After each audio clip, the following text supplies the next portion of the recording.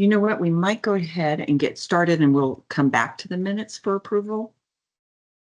So I will go ahead because it is 8:32. So I will go ahead and call the Planning and Economic Development Policy Committee to order on August 14th. And we'll start, like I said, we'll go ahead and skip the approval of the minutes for right now and move on to our first item of business, which is the proposed easement on plugged oil and gas wells. Jeffrey. Good morning, Chair Bergan and others. This is Jeffrey Moore, manager of the Energy and Environment Division. Let me share my screen here. This will be informational only today. So just some updates on the process we've been following and what we'll be doing in the future on this, where we're at. Let me get to slideshow. All right, can you see my slides? Yes. Wonderful.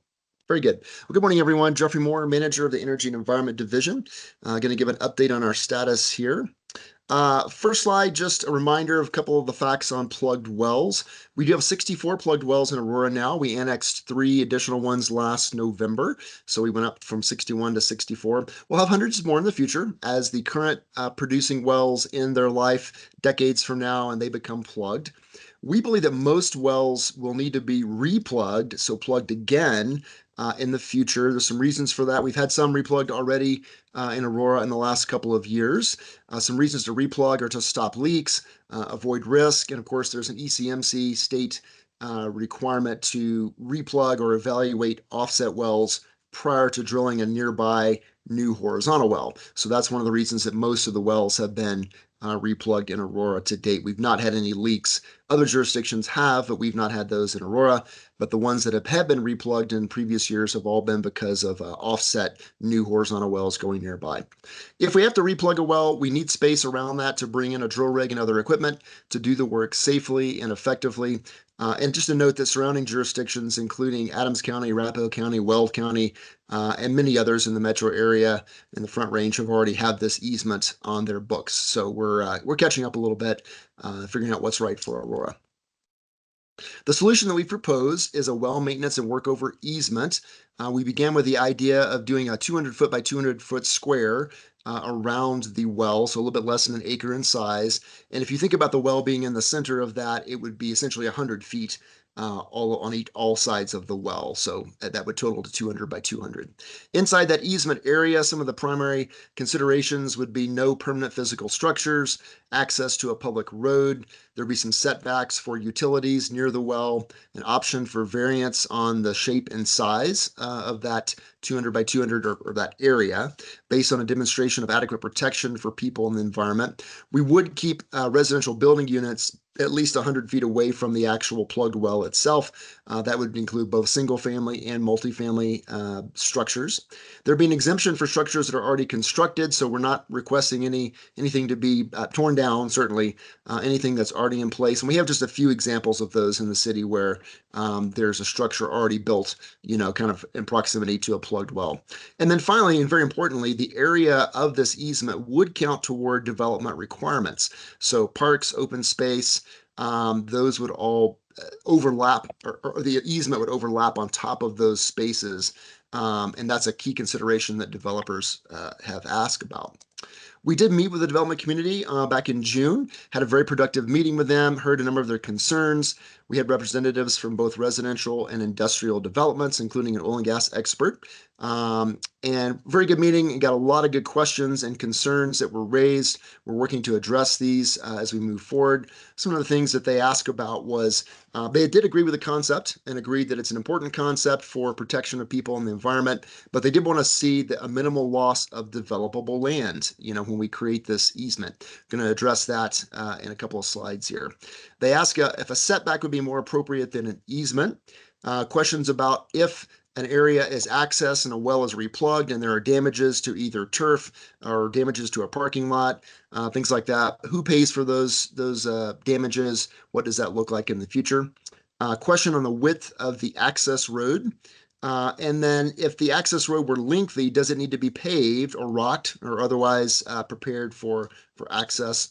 There was a suggestion that the easement should be at least 150 by 150, but that 200 by 200 might be too big.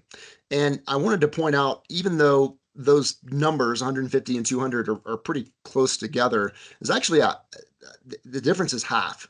So 150 by 150 in square foot is 22,500 versus 40,000 square feet for a 200 by 200. So it's actually you cut the distance in half, or the area in half, by going down to 150 feet instead of 200 feet. So I want to make that clear.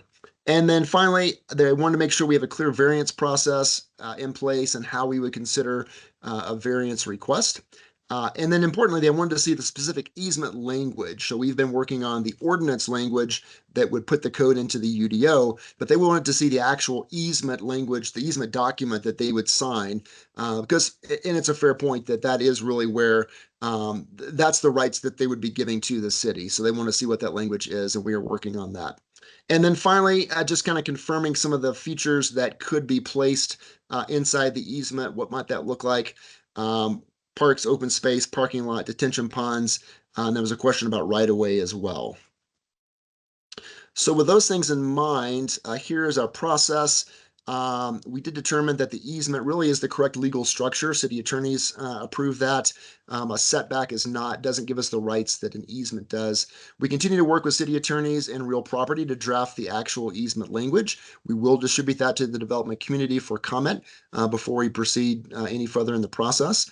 We are refining the legal requirements for the UDO, looking at this variance process that we want to put in and what the details would be there, reviewing the use of right-of-way as part of the easement area. And then we're considering an initial size reduction from the 200 by 200 that we had proposed down to an initial 175 by 175, which is a quarter, 25% less, with a variance down to the 150 by 150, as long as you could still demonstrate that that area would still be protective of people and the environment. And then once we get connection with the development community and we have addressed our concerns, we'll come back to the standard city process through PED, Planning Commission, Council, to do the actual language of the ordinance and the easement itself. So that's all still into the future. We want to make sure that the development community is satisfied and that we've addressed their concerns before we move through that process. Finally, I want to show a couple of examples where we have been working successfully with the development community already in the city in the last number of years. These are all examples. The yellow star, of course, is where the plugged well is. And you can see starting from the top in the South Shore, there's an HOA park there around that particular well. That's the Metzger well. Majestic Commerce Center, there's a future detention pond that's planned over the top of the well that's there. We've approved that. Aurora Highlands has a plugged well that's going to be an open space adjacent to a street there. The Sun Empire and Denali Logistics, you can see that they've got plugged wells in their parking lots in between warehouse buildings, and there's plenty of space there for access in the future. And then, of course, the Gaylord has multiple wells in their parking lots. We're working with them additionally. They're considering some additional changes to their property in the future, and we're working with them to make sure that that will be successful. And the key point that I want to make on this slide is that in all of these actual examples, real examples from Aurora, there's been no loss of developable acres, zero loss in any of these examples. All of these have been successful in using requirements that the operator or the developer already had for a certain area like parks and open space. And so these developers have lost no acreage at all in terms of having to have space around these wells. Obviously, there's no actual easement around these examples on the screen because they're already existing and the easement doesn't exist yet. But if they were to be in the future, again, all these examples, there's been no loss of acreage. And that is in my presentation. Happy to address any questions you may have. Okay, thank you. And I believe Councilmember Gardner has joined us.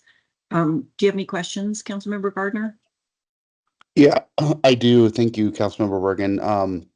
Jeffrey, on the area proposed, the 175 by 175, I guess I'm just curious about kind of the one size fits all approach. Why that rather than kind of more of a customized approach based upon what's most appropriate for the application, the development, et cetera.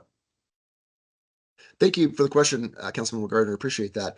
I'll go to a backup slide here and show this one, which I've used in the past. This is an example of a replugging that occurred in Aurora. It's the Medsker well down in South Shore back in 2021. And this is just to kind of show the types of equipment, the amount of equipment that has to be brought in to do the actual work. This example is a 220 foot by 170 foot. And you can look at the picture, you can see there's some space available here. I mean, it's not jam-packed full.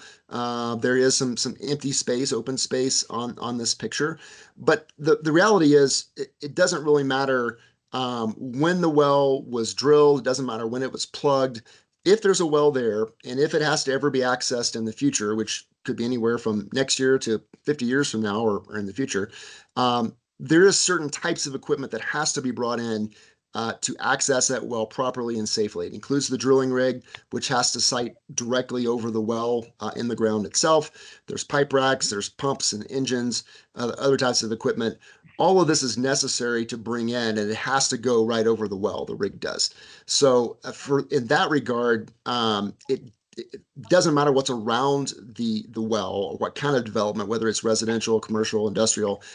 We have to have this type of equipment. There's a certain amount of equipment that has to be brought in to reach the depths that the wells in Aurora are drilled to, which is generally 8,000 feet. So we've got to have that equipment, and so we have to have a certain amount of physical space. And that amount of physical space doesn't really vary too much because you've got to have this equipment, again, like we said. But we are willing to consider situations like, for example, in this particular situation, it's possible, maybe not preferable, but possible that one of those 3 city streets that's around this area, a portion of that could be used for the easement space if needed, acknowledging that that city street would be shut down, but as long as the residents have another way to get out of their homes and safely around the locations, it's possible that we could allow part of, right of way to be included in this easement. So that's kind of part of the variance type of situation we might look at. So in those examples you gave of like the Highlands and South Shore, and how much space was around those? Because you said there was no impact on developable acres, but the example you just showed, there was almost, well, over 3/4 of an acre of impact. Well, yes. So let me state that a different way. That park that was there, and that's here on the South Shore, the ones in the top left, the HOA park, that park was required. So the developer had already planned to put a park in this neighborhood. It was a required amount of square footage or acres in their development. So they had to have a certain amount of park space. So they put that park space over the plugged well. And so now we have access to that well in an easement-like area, but they were already required to have a certain amount of park in their development. So that's what I mean when I say it did not affect their developable acres. Same with the Rural Highlands. They have a certain amount of park space and open space that's required. They're choosing to put some of that space over the plugged well. And so in the end result, there's going to be a park there or somewhere. There's going to be an open space either there or somewhere in their development anyway. They have the option as they're planning to put that space over the plugged well, which will overlap with the easement. And the end result would be they don't lose any space specifically for this easement. Okay, thank you. Jeffrey, I have a question so South Shore Park, you said that was done in 2021? Yes. And then the park was put in? The park was put in, the park was already constructed. Yeah. When they, but it wasn't, I don't think it was grassed at the time that they did the work. And if I go back to this particular picture here, you can see in the background, there's one home built right there. Okay. But that was the only home that was built there around this park at the time that the plugging was done. Now to the west here, to the left of the screen, across the street, there was a row of homes that was built there. And of course, now it's fully built around this. But at the time, you can see one home in the background, and then there's a basement concrete there to the upper left that was in place. That was the only thing that was in place at the time the plugging was done. The replugging was done. So when they do their master plan, they know the location of of the wells. They So, do now. They do now. For the last 3 years, our division has been reviewing and attending every pre-app meeting coming into the city. So we review very carefully the areas that are being proposed.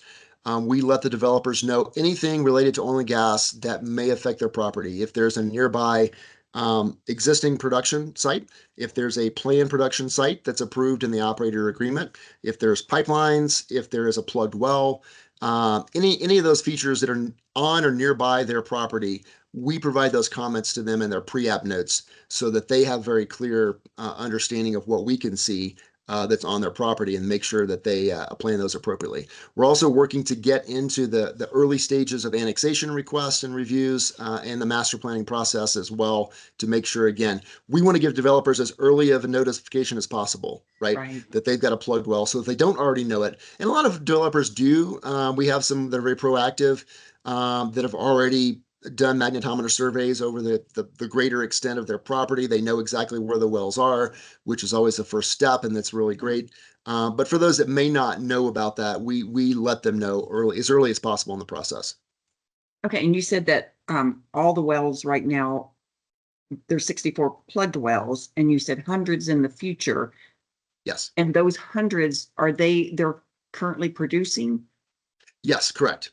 Yeah, those are we have 165 that are currently producing. We have other wells that are planned to be drilled in the future. So we'll have a couple hundred wells, maybe 300 or more. If you look 25 years, 40 years down the road, we'll have several hundred plugged wells in the city. Okay, and then when you said they can put parks or whatever in there, you mentioned detention pond as well. Mm-hmm. Yes. So I guess with any of that, the parks, the detention pond, are there ever any issues with the plugged well where you have to go back in? There are sometimes, and we've seen that. And it doesn't really matter. Some people have pushed back and said, well, if a well has been plugged recently up to modern standards, and there has been changes in the state rules over time, of what's required and what equals a properly plugged well. But even those that have been plugged in recent years, other jurisdictions in the Front Range have seen those leak. They've seen them leak and have to be replugged even a few years after they were plugged to modern standards. So there are sometimes issues where they do leak. We have not seen any of those in Aurora yet, but we want to be prepared for that and have the space available if we see that in the future. Yeah, so if that happens, I guess that's what one of their questions was, who is responsible for any basically improvement if the land was damaged or something was damaged? And Right. You're clarifying that as well. Yes, and to further clarify, the city itself would not be the one that would be doing any of this actual replugging work. Right. We're not a licensed operator. We don't own drilling rigs. We don't have, the capability to do this kind of work. Yeah. A third-party operator would be brought in to do this. Generally speaking, if the state, the ECMC has signed off and approved a plugging of a well, and then there's a problem with that well in the future, they generally put it in the orphan well program, and the state will replug it at their expense. So bringing the surface back to reclaiming it back to the original condition, whatever that is, whether it's a parking lot, a park with turf, or landscaping, whatever that is, the reclamation would be part of the plugging operation itself. So the equipment would be brought in, the well would be replugged, equipment's removed. Once the well is properly addressed, and then the surface would need to be reclaimed back to whatever original condition it was. So whether that's, an open space, parking lot, agricultural area, whatever that original condition was before the equipment was brought in, that would be the standard of expectation of what it needs to be done afterwards. So in that case, the state would be responsible for the reclamation. Okay. Yes. Yeah. It would all be considered because they would be the ones that would be potentially creating any change or damage to the surface. So they're bringing in equipment. They are the ones that would be responsible for, creating the damage or the change. And so they would also be responsible for restoring that to the original condition. Okay, very good. I don't know if we have Councilmember Sundberg on yet. Oh, I'm here. Oh, go ahead. Do you have Are you questions? Yes, Yeah. thank you. Hi, Jeffrey. Good morning. Can Just a couple questions. How long does the replugging process typically take? Usually takes from 1 to 2 weeks, depending on the specifics of the well. Okay. And as far as a right of way, is there a requirement for the surface type of that or the width? The access road, we are requesting 24-foot access, and this is something that's dictated by AFR.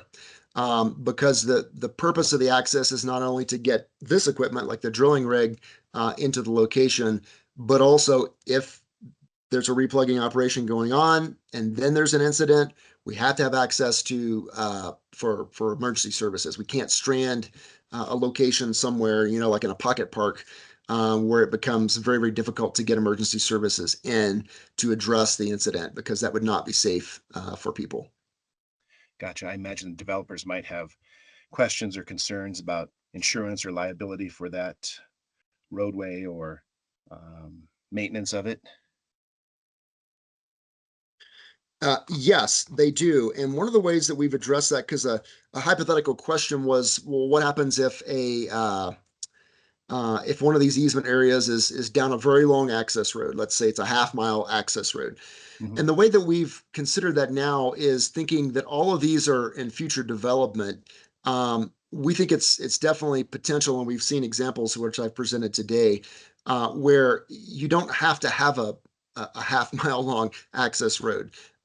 If you're already developing your property with either homes or other structures, it's generally, I hate to use the word easy. I'm sure that the development community would say, no, it's not easy to put this in. But let me just say that I think that when you're at the development stage and the planning stage, and knowing that this would be a requirement, it's not prohibitively difficult to plan it such that it is adjacent to roadways, or very close to a roadway where you do not have to have an access road. In the picture on the screen here, no access road is required at all, because there's city streets on 3 sides of this particular park. So any of those can become the access road, if you will, in order to get equipment into the location. Thanks, Jeffrey. You're welcome. One more question. So if they have not yet built, but they have their plans in with, let's say they submitted plans and they have a future filing with lots planned, and then the requirements of this footprint impede on where the lots would be. Let's say it takes away several lots. Is that just, I mean, there's no compensation to the developer, I would imagine, at that point? Or is that the variance process that would allow them to maybe change that 175 by 175, or? Yes, we would start with the variance process. And again, I will say that we have been working with the development community over the last couple of years, and letting them know, that we've been essentially giving them, the idea of a 200 by 200 easement area around plugged wells as a concept for a couple of years now. And already telling them that this is kind of our expectation. It's not yet in code. We understand that, and they understand that, but this is what we need, to be successful, to be safe, for both the environment and the people of their communities. And we've had folks that really worked well with us, and acknowledging that. So we've done our very best to make sure that we understand where all the wells are, what's the development that's occurring around those wells. I have proactively reached out to a number of developers myself, that we had maybe came in before we started doing the pre-app review process with our division, and just making sure, again, that they're aware of these wells. To my knowledge, every developer that has a plugged well on their property now is aware of it and is making plans generally to care for that. We have had one developer that proposed a building over a plugged well earlier this year. That's still in process. That's not final yet. We're still working with them. We've let them know we don't think that's appropriate, and we've asked them to reconsider and work with us to address that. And we're still in process of doing that. So is that an aesthetic thing, to have that request for a building over the plugged well? Or, I mean, how does a plugged well look? I think there's one in my area that doesn't take up too much space. I can't remember. So once the well is plugged, it is literally just a piece of pipe that might be 10 to 12 inches in diameter, that's in the ground. So it's literally just like a 1 foot piece of pipe that's buried in the ground. Now, of course, it goes down to the total depth of the production, so it goes down 8,000 feet. It's a foot wide, but it's 8,000 feet long. That goes down into the producing formation. So in terms of what's there now on a plugged well, there's very little. And you wouldn't even see it because it's cut off under the surface of the ground and backfilled on top of it. So you don't even see that in the ground now, but we have the records from the state, and then we can find those, in various methods to know where they are exactly. And then I apologize, I think I didn't address the first part of your question. Well, I was just in terms of aesthetics, just, Aesthetics, yes. yeah. Thank you for repeating that. I think what we're seeing is, as you're well aware, we're seeing very large buildings being proposed, warehouse buildings being proposed and built, in Aurora. The Shamrock Foods building is very, very large. So the larger your single building, the more difficult it could be to get it onto a particular area of development without going over the top of a plugged well. So that's, I think, where we're moving toward in the future as buildings get bigger, especially commercial buildings or industrial buildings. There's this need to fit those into a certain space, on a developable property, and they can only be moved around a certain amount. So it depends on where the wells are or how many wells they may have on their property. All right. If Thank I you. may ask another question, Yeah, Chairwoman. go ahead. Jeffrey, it sounds like an expensive process if it has to be piped all the way to the depth. Are there defunct companies, oil companies out there that have not been able to plug wells and it becomes someone else's responsibility? Yes, thank you, Councilmember. There are some of those. We've had two wells that have been placed into the orphan well program into the state historically here in Aurora.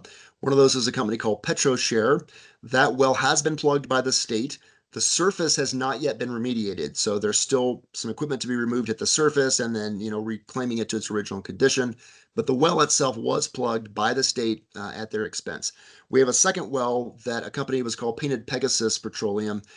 They filed for bankruptcy about a year and a half ago, and that well now is on the state's plugging list. It has not been plugged yet, but it is on their list, and we're at their discretion in terms of when they, want to do that. There's hundreds of plugged or orphan wells across the state, and they look at a variety of factors such as is it actively leaking? Is there a problem? How close is it to a school or to a home?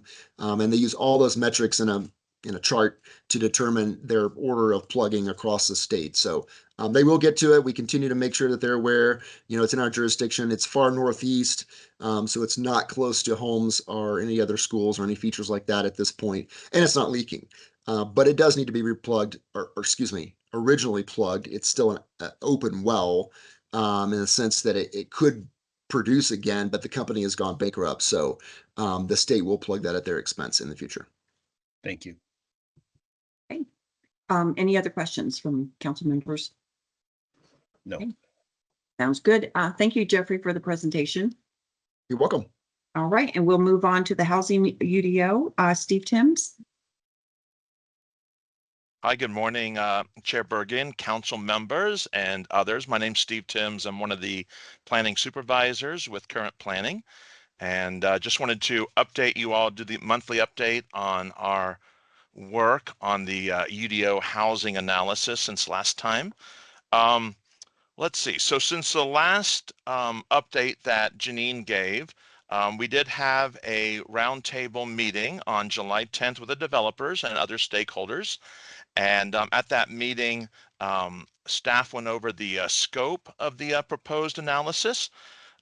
They also reviewed some of the adjustments, some of the planning commission adjustments, some of the board of adjustment variances that have been granted over the past couple of years as it relates to residential product.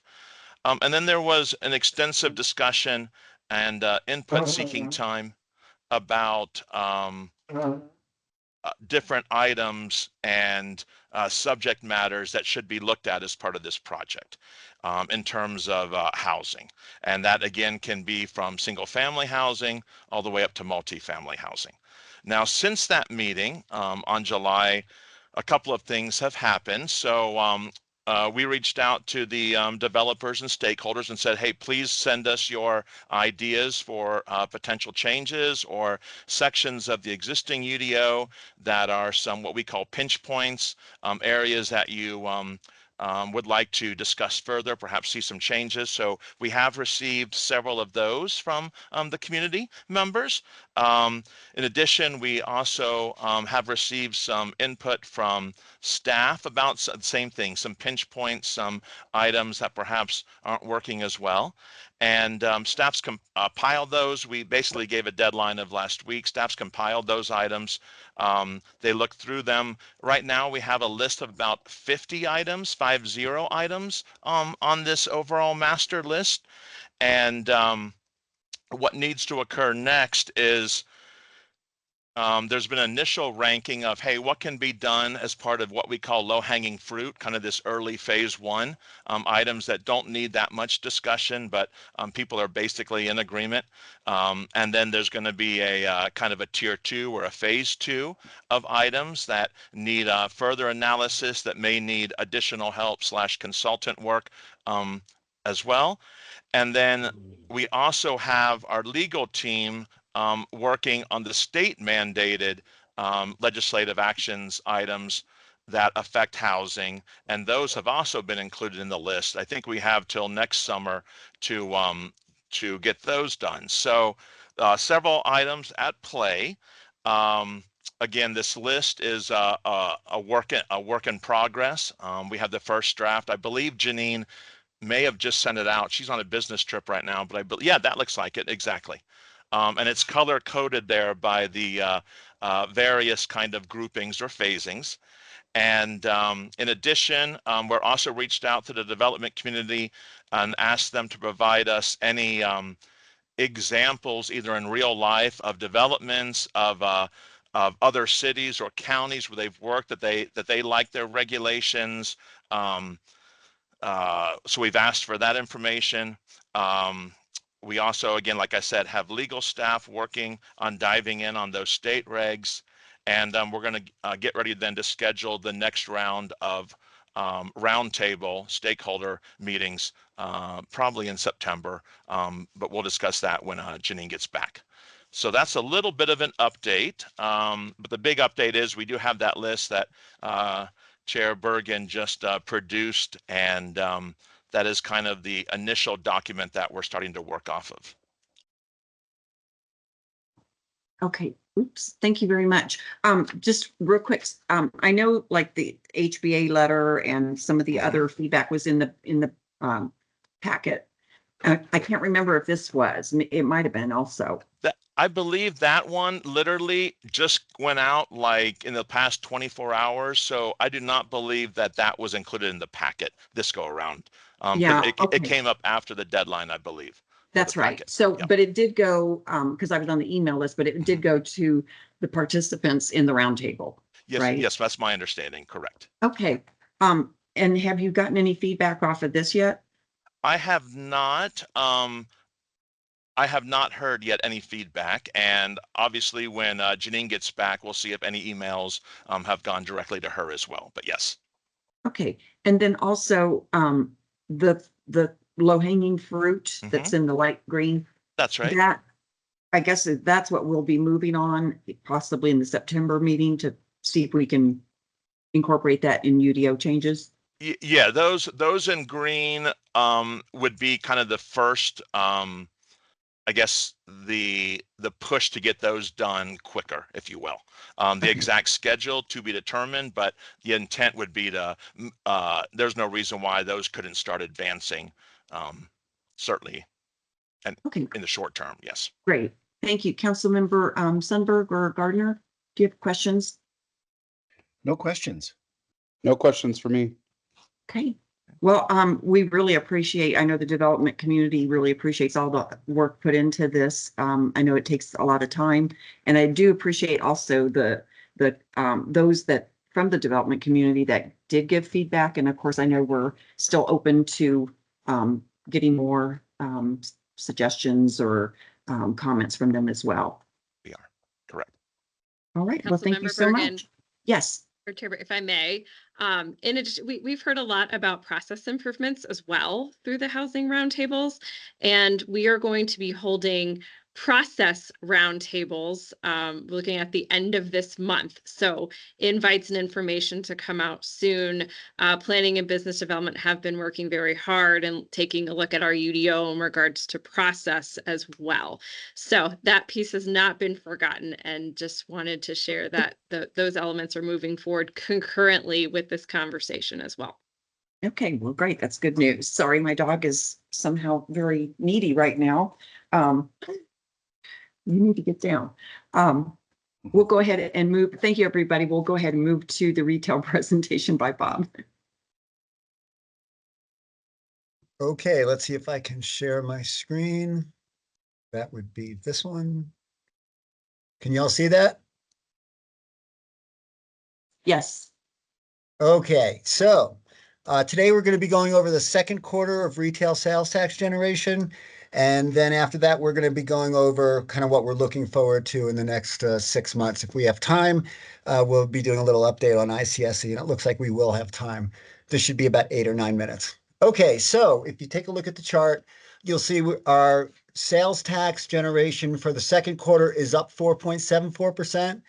That when you look at this chart, that's this quarter to last year's quarter at the second quarter. It's not last quarter to this quarter. So that's very good news. And it looks like it's going to continue. We're just not sure if it's going to continue at that level, and we'll get into that in a second. So what happened in the last quarter was that following a strong holiday season last year, everything started to drop off in January. We talked about that last quarter, and it is continuing this quarter. Store sales are up, but their margins are down because the way they're getting their store sales up is they're putting things on sale. They're not discounting the price permanently yet. They're just putting things on sale to see whether or not they can get away with not having to drop their prices, just drop them for a week. So we're going to see more of that going into the fall.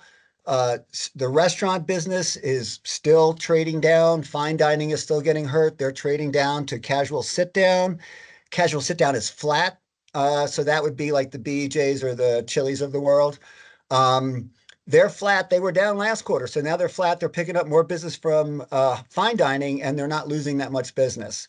Everyone else is still trading down, though. They're still trading down to QSR and down to fast food. But the new trade down is happening in the coffee business. Starbucks is getting crushed because it's a premium brand, and they didn't want to start discounting their coffee. As a matter of fact, they only started discounting it in the supermarkets last week. They've been trying to hang on to that pricing they got during the pandemic. But they're getting crushed. And there's a new category of coffee out there that's eating their lunch, and that's basically what's called drive-through coffee. So you would see it as Dutch Brothers in our market, but there's about a dozen of those players around the country that are swarming the country with this new concept of no sit down, drive-throughs only. They get to basically cut about a third of their costs to build the store, about a third of their costs to run the store, including labor. So that's the new trend. We're going to see a lot more of that happening, and it's new. And so there's some folks, younger folks, that say things like, I'm not going to drink that boomer coffee Starbucks. That's what my parents drink, and they want to drink something new. So there's a lot of new concepts popping up. We're going to see a lot more of those. Okay, and so there's another concept in the food business called value eating. And last time we talked about folks that are fast food eaters or QSR eaters are now starting to eat at home. Now it's the upper end of the business that's doing that. People coming out of fine dining and casual sit down are now starting to want to eat at home. And so what they're doing is they're starting to discover cookbooks again. They're starting to call their parents and saying, hey, Mom, didn't you have that old cookbook laying around? I might want to cook some stuff at home. They're also realizing that when they had that subscription model during COVID, where they were having people deliver meals to their house, but they weren't cooked meals. They were actually, you had to prepare them. Well, they have the recipe, and they actually know the amounts that are going to be in each part of those, so they can cook it themselves for half the price. So people are starting to realize that you can actually have pretty close to the same meal you had before. You can just pay less for it if you go to the grocery store and cook it yourself.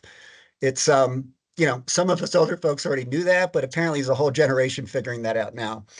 Okay, so what else is getting hurt? Right now, movie theaters are still getting crushed. They had 3 big theater releases this year: Oppenheimer, Barbie, and the Deadpool Wolverine. But they have 14 theaters in a multiplex, and even if they had both of those, all 3 of those movies in 2 theaters each, that's only 6 theaters. They're still getting crushed, and no end in sight to that as far as we can tell. Okay, so what are we going to see moving forward? Moving forward, we're going to see value-oriented purchases being the norm. People are looking for things that are on sale. Spending on experiences has been declining for the last year or so, and is now at the point where experiences and actual assets are starting to become similar in people's choice to spend money. The other thing that's starting to turn away from is subscription models. People are starting to realize subscription models have a diminishing return. You might have been binge watching Netflix for the first 2 or 3 months of getting Netflix, but at a certain point, you're not watching it as much anymore. Therefore, it's got a diminishing value, and people are starting to cut their subscription models finally. And then, of course, we've got our sales tax is going up because people are buying more, but they're buying more when it's on sale. So we're getting more sales tax, but the merchants are getting hurt with their margins. So we have to be aware that can't happen forever. And of course, during the last quarter, we had durable goods plummeting. We have them continuing to plummet. You're going to still see things like car sales and furniture sales, home improvement. Those are still going to be being people putting that stuff on hold and maybe waiting a few more months to spend that kind of money. But the big news is the RV recreation business. When people during COVID, people bought every RV that they could get a hold of, anything to get out into the great wide open. And then they realized, no, I'm not even a camper. I'm not sure if I want to do this, and now where am I going to store this RV? And that includes motorcycles, boats, all kinds of recreational equipment, camping trailers, all that stuff. Now they're starting to get rid of it. And all of those manufacturers had ramped up production during COVID because they thought this was going to go on forever. So there is a glut of cars. There is a glut of trucks. There's a glut of RVs. And anyone trying to sell them is having to discount so much that they may not be able to actually get much of their money out of them. So that is what they call a pandemic super cycle. And this is the only time I've ever heard the people I read say, we see no bottom in this market. This is going to keep going because the amount of stuff that got sold during COVID was off the charts. They've never seen a market like that before, and that all has to even itself out. So anyway, that's what's going on in the next 6 months. So we can get to questions in a minute. Let me talk a little bit about ICSC. ICSC, I think we had some like 55 meetings that were scheduled when we got out there. A few of those meetings drop off because it is very hard to get from one booth to the other booth. Sometimes you're walking 15 minutes and you only have literally a minute to get there. So, but we had a very strong ICSC, and one of the strongest parts of it was our interest in meeting with as many value-oriented shopping center owners as possible. With the retail strategy coming up, you're going to see a lot in that strategy about how do we get these older centers to be renovated and brought up to the newer design models and the newer look for shopping centers. And it's the value-oriented developers that we're going to be looking hard towards to come in and start to help renovate our centers. So that's the big news out of ICSC. And we had more meetings this year than we did last year. We brought more people this year than we did last year, and we had a better show. So that's about it on ICSC. Now we're open for questions. Okay, thank you, Bob. Questions, Councilmember Gardner or Sundberg?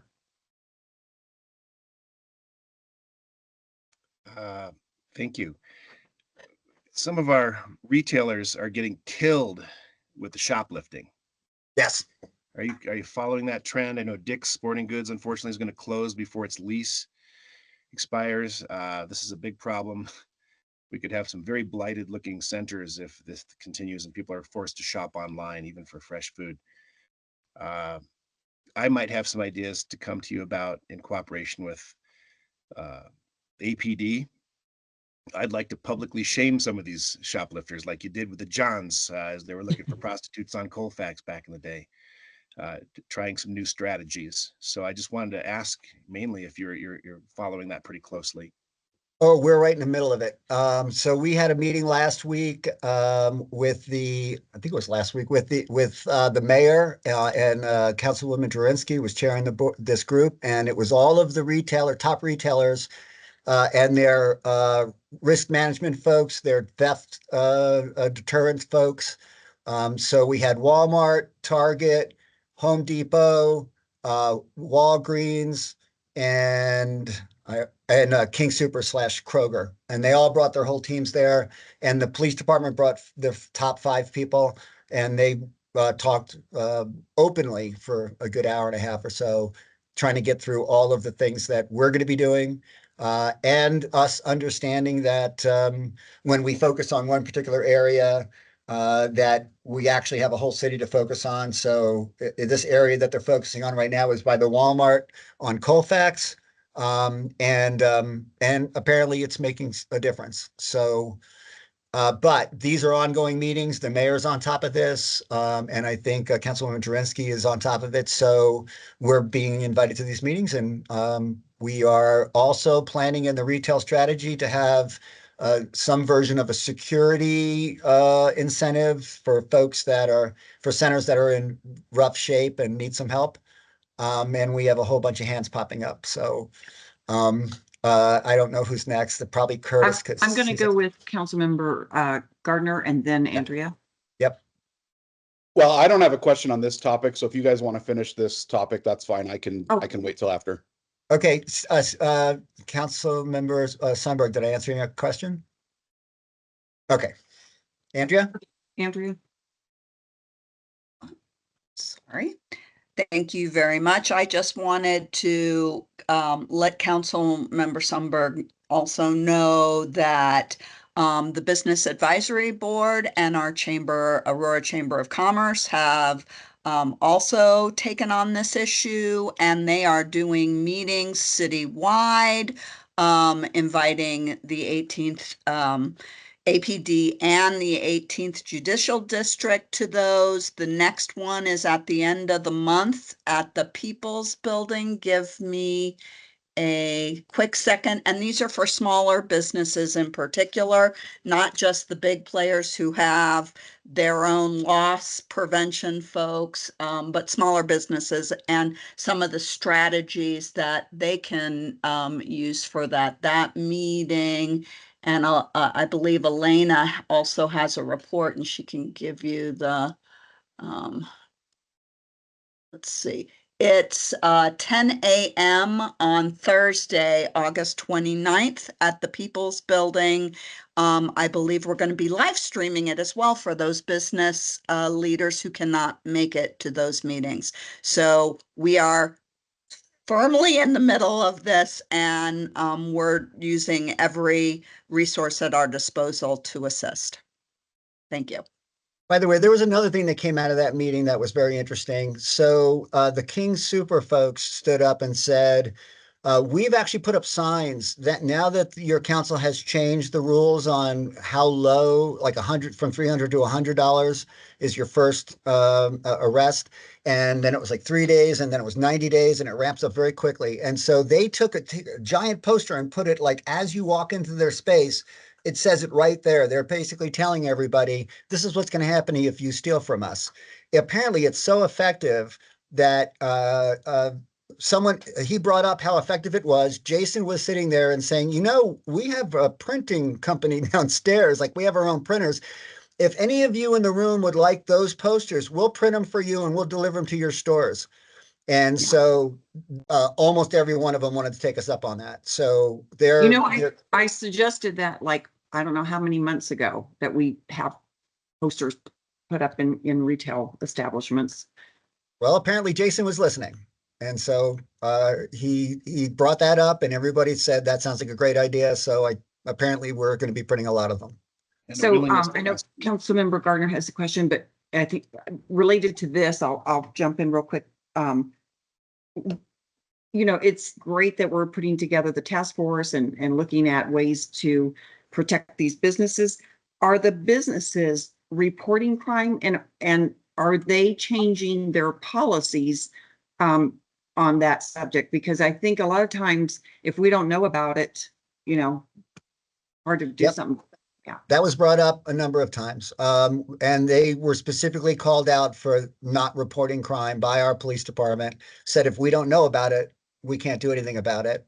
And they also taught them some of the words they need to use in order to be able to get a quicker response. So an example was somebody runs into a Walgreens and is so mad about something, they say, I'm going to go out to my car and I'm going to get my gun and I'm going to shoot everybody in the store. True story, actually. So the guy runs out the store and the Walgreens guy immediately shuts the store down with all the customers in the store, locks the doors, calls the cops. And the police said, you need to say the following words: active shooter, something to that will get their immediate attention. They also said that any of these stores can hire an off-duty police officer as a security guard, and that off-duty police officer has his radio with him and can immediately call something in and knows the correct words to use in order to get more instantaneous reaction. So it was a really good meeting. I think everybody there was listening to all this and really feeling comfortable that we're moving this thing forward. Okay, great. Thanks. Councilmember Gardner.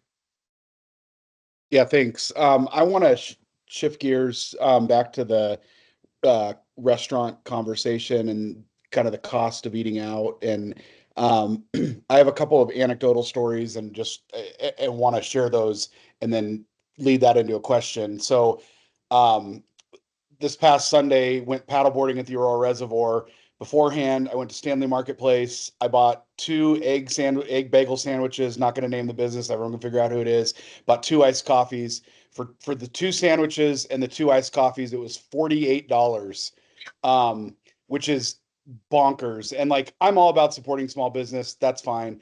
But then yesterday went to Starbucks and bought a venti iced latte. I'll name Starbucks because I don't care about shaming a large business. Bought a large venti iced coffee and 2 egg bites, and it was $12. And so my question is, are restaurants increasing menu prices because of inflation? Is it because of just this general sentiment that things are getting more expensive, so they feel like they can? Is it because are they padding their profits? What is the feeling you're getting in terms of why restaurants are doing that? Because I mean, frankly, it's getting unaffordable. I'm at the point where I can't. It's getting more challenging to take my girls out for dinner. I'm in a much probably different financial position than a lot of folks. I don't know how people even buy groceries anymore, and so I'm just curious, what are people? Why are restaurants doing this? What is kind of the reasons you're hearing? Okay. All of the above.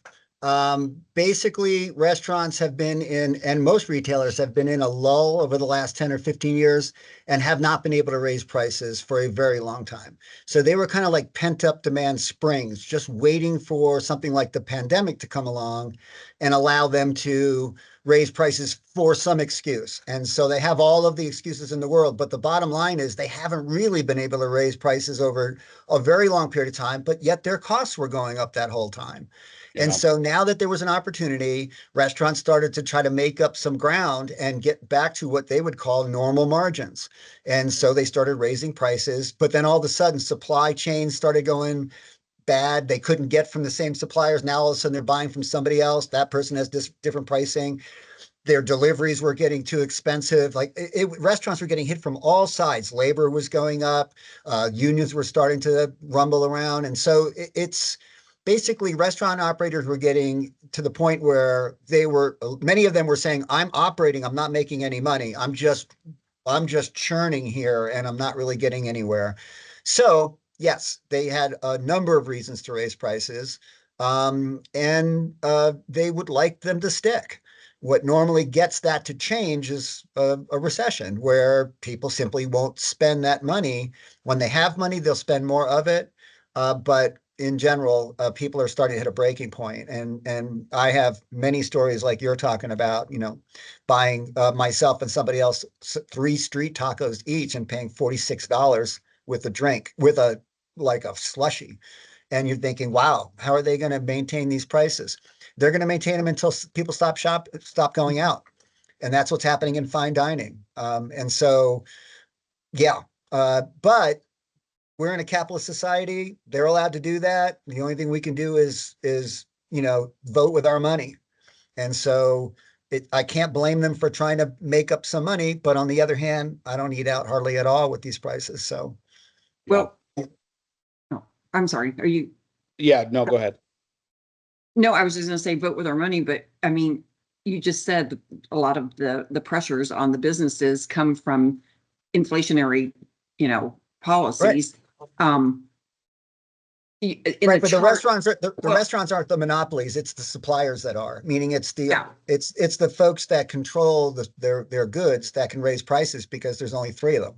Well, yeah, And and so we've got inflation. Your chart showed inflation up 3%, but that's year over year. I mean, I looked at it. It was, I think, 2 years ago or 3 years ago, whatever. It was like a 9.1 inflation rate. Then we had another 3%. Then we had another 3.5%. So I'm sorry. That's not an inflation. That's not an inflation rate. I'm sorry. That's the sales tax generation increase. No, So there's a year over year inflation and there's a sales tax increase. There's two numbers. There's two numbers on that chart. Yeah. There Okay. is So I an knew this chart would number. be a little confusing because of the way it's written. But the increase we're showing is over last year's second quarter. Right. And so, yeah, but there's two numbers. There's the year over year sales tax increase, but what's the inflation number that's below it? There is no inflation number. We don't have inflation on this chart. Yeah, you do. I just looked at it. Right. You're looking at the sales increases. The percentage you see are sales increases over the year before's quarter. I know this is a confusing chart. When I first saw it, I'm like, we need to change this chart, but okay, so it does not say inflation on there. There's no inflation numbers. These are simply the percentage of more sales tax we got. Okay, well, I guess my point is we have inflation. We do. And so everyone, I mean, you said people are going to have to cook at home. Honestly, going to the grocery store now, I mean, I'm finding when I go to the grocery store, everything is double what it was a year ago. Right. Because they're going to try to keep that going as long as they can until you stop buying it. Meaning that's what they're going to do is they're going to put it on sale. You're going to buy 2 or 3 of them because they're on sale, and then their margins are going to get hurt, but they're not going to want to put it on sale again. So they're going to rotate the sales, try to get you to buy 3 things at full price when you buy 1 thing on sale. That's what they're doing. But what they're finding is people are coming in and just buying things that are on sale. And if it's not on sale, they're not buying it. Well, and so it's kind of hard to find food on sale. Right. And so especially now that we've got the Kroger and Safeway thing maybe not happening, hopefully we'll see more competition in the market. And the discounters haven't even gotten here yet. And we haven't seen an Aldi yet. I mean, Trader Joe's, which is their sister company, is here, but Aldi is really known for significant discounting. So we're hoping to get those guys soon. Grocery Warehouse is doing really well. Walmart's doing well. People are just trading down to the lower cost provider. And that's usually the discounters. But inflation is starting to flatten a bit. This little thing we saw in the stock market had nothing to do with inflation. That was a couple of technical things that happened, including the Japanese yen trade, the carry trade, which blew up, and $300 billion had to come out of the market in about a minute. And so, yeah, the market's getting a little sketchy right now. And there's still about another 200 billion that has to come out of that trade before it's over. So yeah, there's a lot of technical things throwing the market around right now, but it is not necessarily a recession. Quite frankly, this could be what a soft landing looks like. We haven't had one in our lifetime, so we don't know what the early indicators of a soft landing are. It may be red flags like the Psalm rule that tipped over last week and everybody panicked and sold everything, which is an early indicator for recessions. But usually there's like 30 early indicators for a recession. It's not one. And so one tripped, everyone sold, and then they started buying it all back again the next day. So, or 2 days later, actually. So still thinking that we're going to miss this recession, still thinking we're going to have a soft landing. Things are going to be on sale for Christmas. They expect holiday sales to be about flat, maybe slightly up because of the mentality of a holiday. purchase versus the mentality of just going to the grocery store. And people always spend more money on vacation too. So tourism, always spends 3 to 4 times more money than a person who lives here at the same restaurant on the same meal, or at least, a similar meal. So that's, did I answer the question? Yeah, you did. Okay. You did. So I want to pivot from what's going on in the market to what's happening in our, with the retail strategy. Okay. Just, can you give an update on, have you met with all the council members and what's the next step? Yep, we are through 4 of the wards. We got 2 more to go. We are at the point where we're doing write-ups and making sure the write-up is formatted correctly. And then as soon as that is, we can just start pumping out the write-ups for all of the wards. We've got the canvassing is in full swing. We're on the 3rd ward on canvassing now. We're done with 5 and 6 onto Ward 1. Chugging right along. We're on schedule for Andrea told us the new date that we have to hit, and we're on schedule to hit it. So we are finding basically what we thought we would find when we're knocking on doors.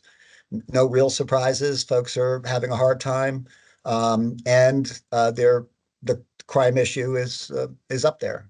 So but on vacant spaces, uh-huh. I mean, as you're doing, I mean, I know you're meeting with every council member. We've got 2 more to go, but on those that are completed, do you have someone on your team that is actively looking to, to fill the vacant spaces, or to not, they won't be able to fill them themselves, but to look at what we can do? What we're trying, yes, we are. So what we do when we try to find out what's vacant, we go to CoStar, which is sort of the MLS for commercial properties. And then we go out, start looking. And what we find is certain landlords don't post their stuff on CoStar.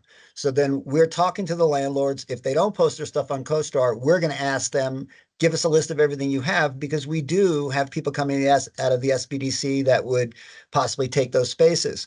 We do have 2 very different types of owners in Aurora. We have the owners that only like to deal with national chains because of their creditworthiness, and then we have owners that will deal with just about anybody. Most of those are going to be going to the owners that will deal with anybody that has a signature and is, has a bank account. And so there are certain centers that have a significant amount of vacancies. Those are the ones that are going to be the value add centers that we hope someone else will buy and renovate. And then there's going to be some that are going to be full redevelopments, scrape the property, start all over. And there are certain wards that have a lot of properties from the 80s and 90s. When they were coming up, your ward actually most of your properties are in very good condition because they come online much later. Mm-hmm. But there's a lot of redevelopment to happen in at least 3 of the wards. Yeah. Okay, great. Thank you.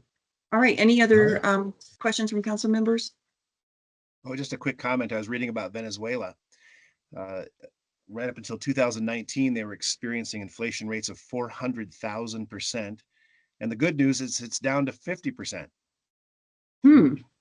Yeah, imagine that. That's the old wheelbarrow full of money to get a loaf of bread, World War II kind of inflation. All their eggs in one basket with oil, the price went down and they printed money. Yep. Yeah, it's surprising how some of those oil-rich countries can't seem to get their arms around how much money they're making. And I don't know. It's Venezuela seems to be in this situation as long as I can remember. And a little thing called socialism helped screw the whole thing up. Yep, not a fan. But anyway. Okay. Thank you. All right. Elena, thanks, Bob, for the presentation. Elena, did you have a report for small business? Yes, good morning, council members. Just a short report. I want to update on a new program the SBDC launched this week. The program is the Community Business Preservation, or CBPP program, and it's funded by the Office of Economic and Development and International Trade, OEDIT, and it's offered throughout the state via the different SBDCs. This program is designed to support small businesses in Colorado that are culturally, socially, historically significant to the community. And at the same time, they're facing some displacement pressures. But the goal is to preserve, the unique characteristics of Colorado communities. So they're supporting groups of businesses that are geographically close, and culturally similar. So I'm very happy to report that 6 Aurora small businesses, 3 retailers, and 3 service businesses applied to the program, and each one will be receiving a $30,000 grant. And the grant can be used to purchase equipment and help with any operational cost of running the business. But also as part of the program, they will also receive through us, the Aurora South Metro SBDC, training and business consulting that is tailored to the need of each business. So we will be meeting individually and developing a success plan that will guide and track their economic impact as well as their goal achievement and their business growth. The kickoff event happened at the Aurora Municipal Center this week. And given that this is a long-term program, we will be offering consulting sessions for the next 6 months to a year. So throughout all this process, as I said, we will be working on the success plan, and we will be very specifically tracking, their progress.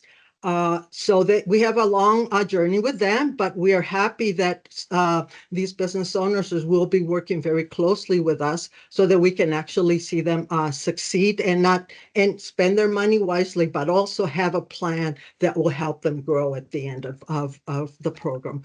So we will be providing you with an update at the end of the program so you can see all the progress that they have made. And that is my short report. If you have any questions. Thank you, Thank you. Lena. Questions, council members Gardner or Sundberg? I don't hear any, so thanks again for the presentation. I think that is it for, oh no, we need to approve the minutes. Do we still have Councilmember Gardner and Sundberg? Yes, I'm here and I approve the minutes. Thank you. Councilmember Gardner? Yep, minutes look good to me. Okay, minutes have been approved. And with that, we will adjourn the meeting, and our next meeting, I don't have the date. Does somebody have the date handy? It should be the September 11th. 11th. Councilmember Bergan. Okay, thank you. Have a great day. Thank you. Bye. Thank you.